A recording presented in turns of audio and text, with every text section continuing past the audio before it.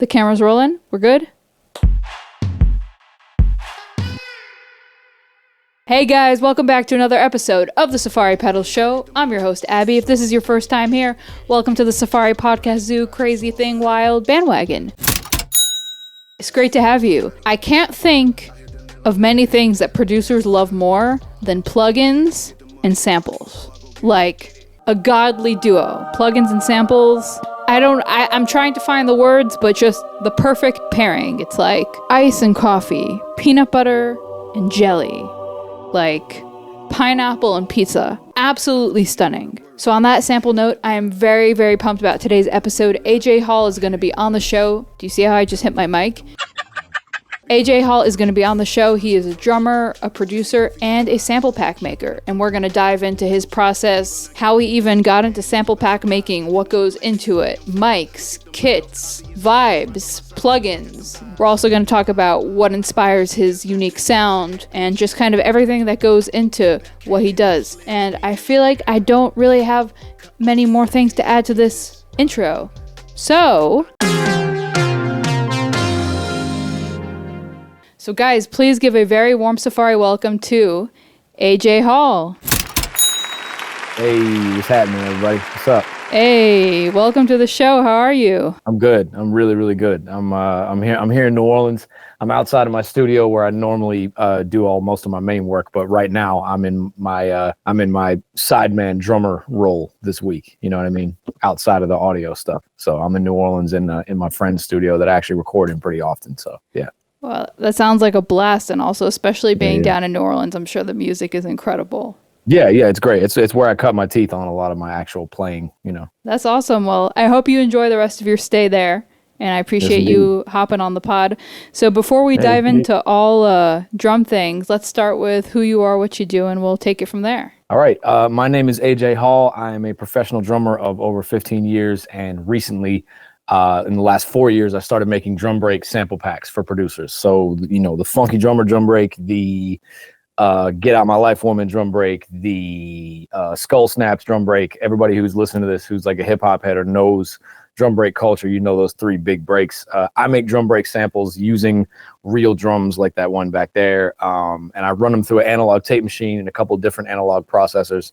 And recently that's put me on a couple of different records with artists like Westside Gunn, Tori Kelly, Anthony Hamilton, Kid Cudi, Russ, Joey Badass, a bunch of Static Selected productions, kind of the who's who of underground and some mainstream R&B and hip hop stuff as well. So that's kind of been my main career the last 4 or 5 years. Well, first of all, like congrats on all the breaks, no pun intended. I don't like where this is going. On the breaks. Guys, you see that on the dot? Yeah. That was not edited. I forgot to add Alchemist too. That's my most recent one that I'm probably the most proud of. I got a drum break on an Alchemist song. It's called Magic Dust. It's off the Gangrene album. That's the one that I've really been like insufferable about to my friends lately. That's the one I've never shut up about. For good reason. I feel like we need a Spotify playlist where all of your breaks appear. It's funny. I have one. I'm not done updating it, but it's huge. There's about 140 songs on there, and I still have like a couple more recent ones to add. But yeah. I have a Spotify playlist of all. They're called Left Field Drum Breaks. That's the website, and I have a Spotify playlist called Left Field Drum Breaks in the Wild. That I'll probably publish that by the time this episode airs. So guys, we'll obviously link it down below so you guys can have a listen. It'll be all consolidated for you. So wait, I have like many, many questions because you do so many cool things. But I guess before we get into like the process of how you record the samples and your approach as a drummer and producer, like what inspired you to start sample packs in general? I grew up just playing drums in funk bands, right? From the time I was 15 all the way up through college. I was just playing, doing my best Bernard Purdy impression, doing my best Clyde Stubblefield impression in bars in front of real people. So that's how I was making a living right up until like 2019. And that whole time I was making beats on the side, right? I'm a huge Alchemist fan. I'm a huge fan of just underground hip hop in general. I have so many fake Alchemist beats on my hard drive. It's insane. It's embarrassing. But anyway, so I was making beats and just sending out beats to hip hop artists.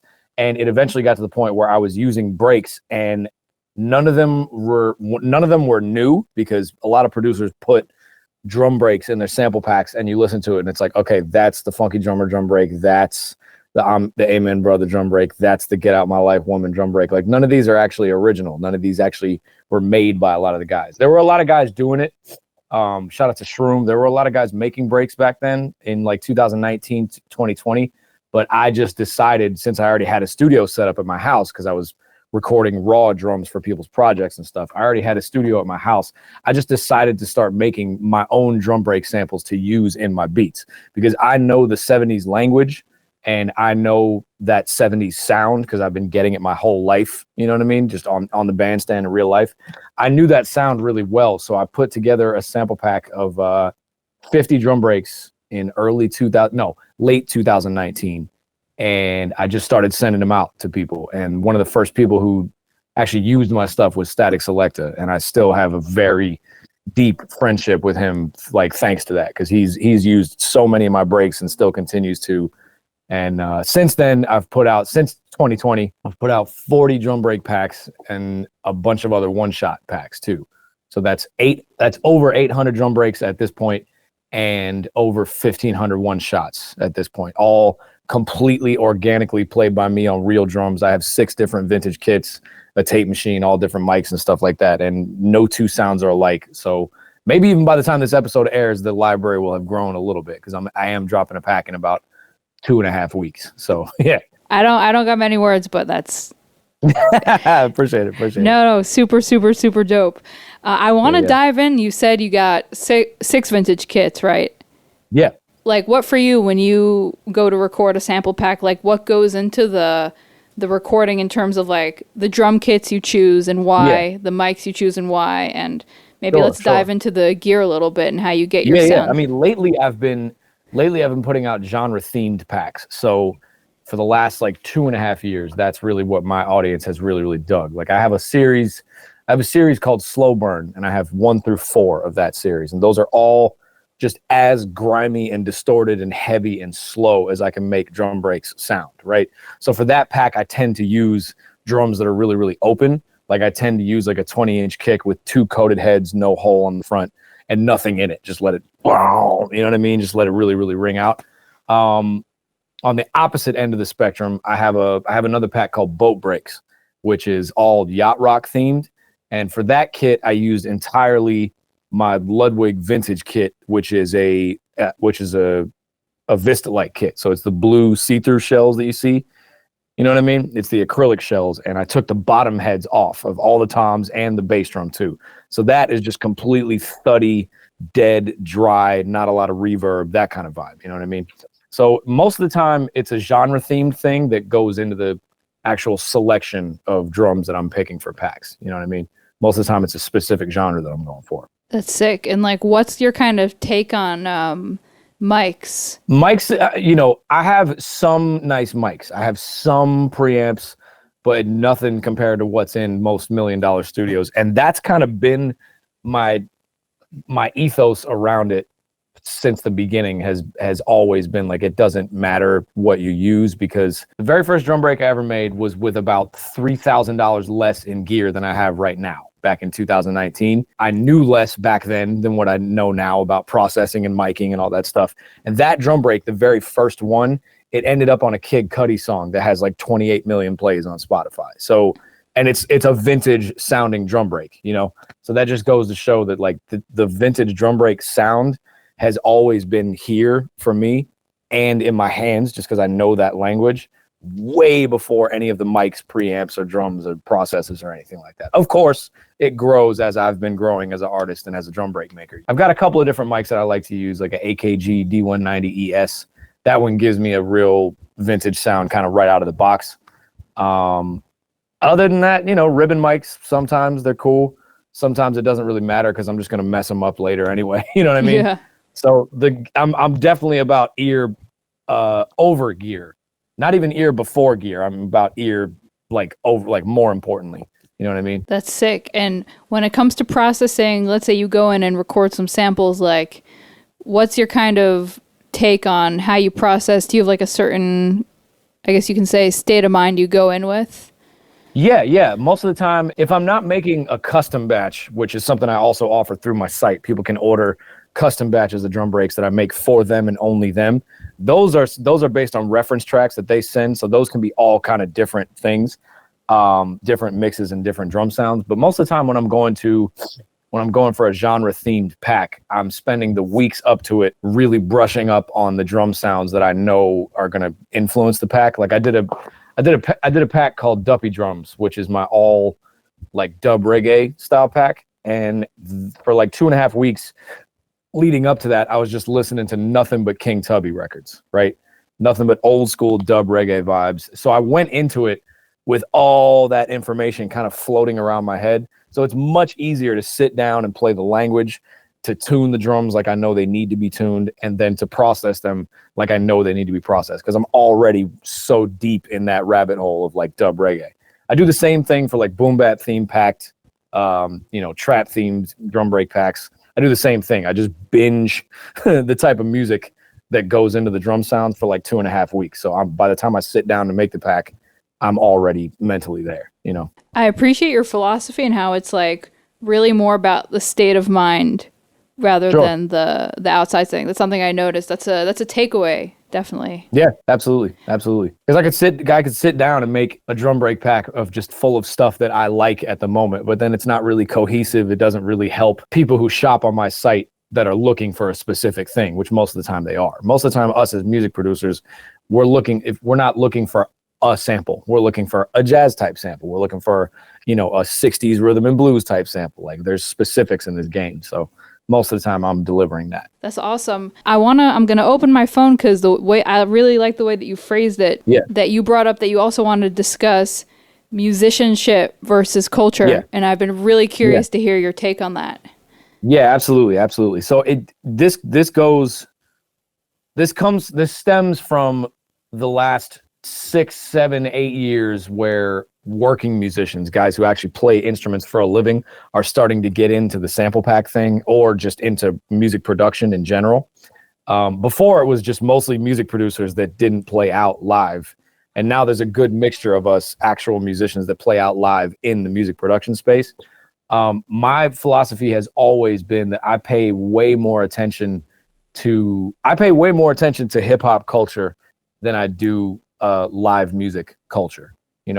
Like there's titans of the live music industry whose records I haven't listened to yet, but I'm still binging the latest Rock Marciano release. I'm still on the new Crime Apple album heavily. Like I'm still looking forward to the next Jay Worthy project. Way more than any of, the musician titans out here. God bless them, but it's just not where I'm at musically. You know what I mean? I'm a professional drummer that got into hip hop, and that's kind of where I'm staying for most of the time. Yeah. I wanted to ask you kind of, what is it about like the musicianship culture that you're not necessarily connecting with? Is it like the fact that the sound is kind of maybe it needs to be like this? It's a sound thing for me, and it's just, hip hop's always just been more important to me than what's going on in most other music currently. You know what I mean? Yeah, it's always been a thing that I've paid attention to, even in my own playing, way more than how much drums I can play, like how much stuff I can get out on the kit. I've got a few chop bags here and there, but I've never been that drummer that's going to be the showstopper and give you crazy drum chops in the middle of the gig.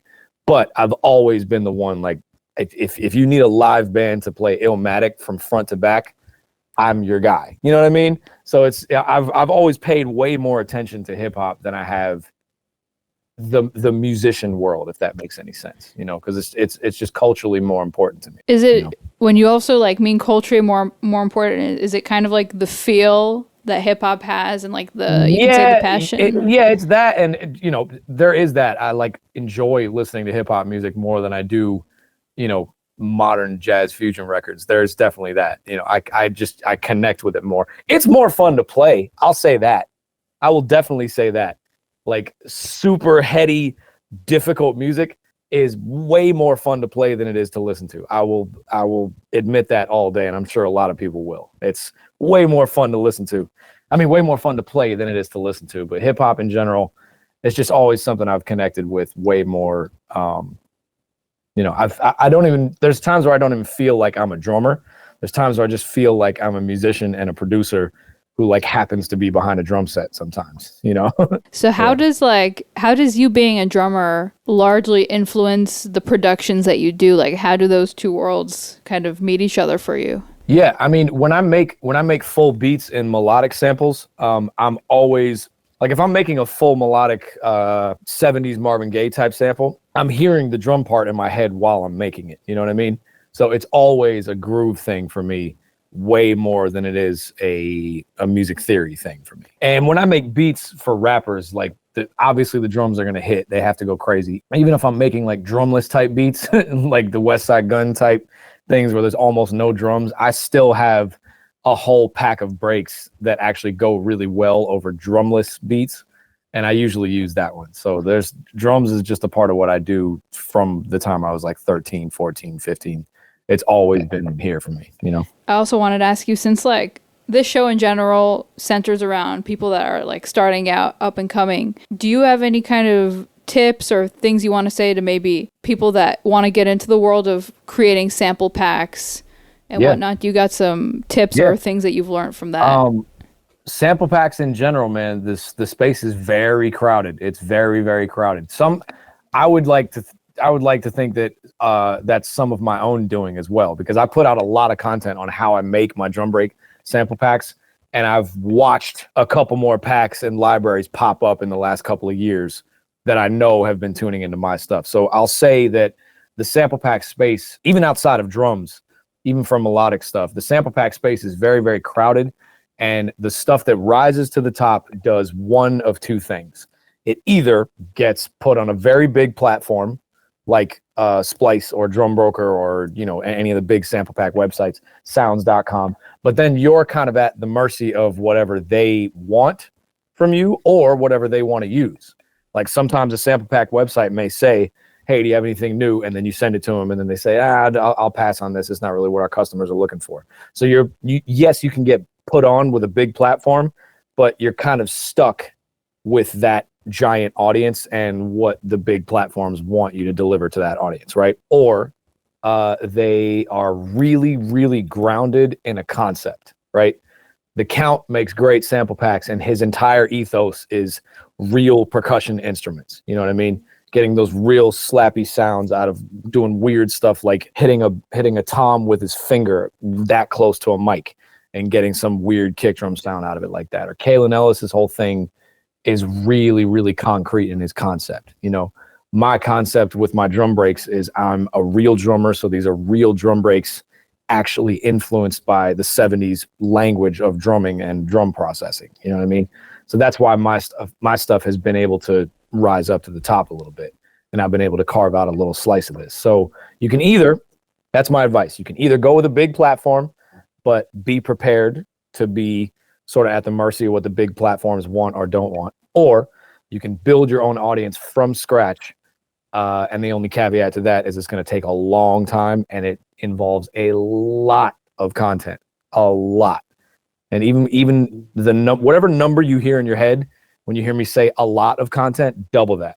Whatever number you think that is, double that, because it is an absolutely insane amount of publicity and content and outreach and just showing yourself and who you are and what you're about musically that's going to get you there. You know, I'm still knee deep in it. That's me every day. It's a scary amount of reels, y'all. Yeah, it's a lot. It's a lot. Yeah, you know, and it's going on Twitter and interacting with the who's who in your space, you know. And also just have something musically to say. You know, don't get into the sample pack game because you think it's going to be like a good side hustle for you, because most of the time it's not. Most of the time people that ask me about doing sample packs, they say like, hey, I put out this one sample pack and it didn't really do that well monetarily. I'm like, well, I haven't heard anything about it, so you should probably post about it a lot more. You know what I mean? So just say something musically and a lot of the publicity work will take care of itself. Have something to say. That goes for producers making beats too. Like really have something that you're trying to get across, you know. I think that line needs to be on a t-shirt personally. Have something to say? Yeah. So to kind of like sum up the whole topic of samples, drums, production, all of the fun stuff. Yeah. I always love to ask our amazing guests to either drop a piece of advice or something you want to say to the Safari Pedals audience world. Yeah. Feel free to freestyle. If you get into anything in music with the sole purpose of making money, there are thousands of ways to make more decent and more reliable money than this. Like, you really have to love this to get into it. Like, don't get into making sample packs because you see somebody making sample packs and you think they're living good. Most of the time, most of the time they're not. And two, most of the time it's really, really, really difficult to maintain that, you know? So you really have to love this to get into it. Thank you so much for hopping onto the podcast. I really appreciate it. Absolutely. I'm super pumped for this episode. And guys, I'm going to link AJ's info, links, all crazy sample things below. Check him out. All the stuff. Hell yeah. And I guess if you want drum breaks used by Alchemist, Conductor Williams, Static Selecta, Illmind, Cardiac, and Knots, definitely check out leftfielddrumbreaks.com. Hell yeah. Guys, you heard it here first. Check it out, or else. Or else. I love that. Else. Let's end the episode with a threat. That's perfect. Thank you so much. And guys, I guess I'll catch you when I catch you. See y'all next week. Yes, indeed. Appreciate y'all, man.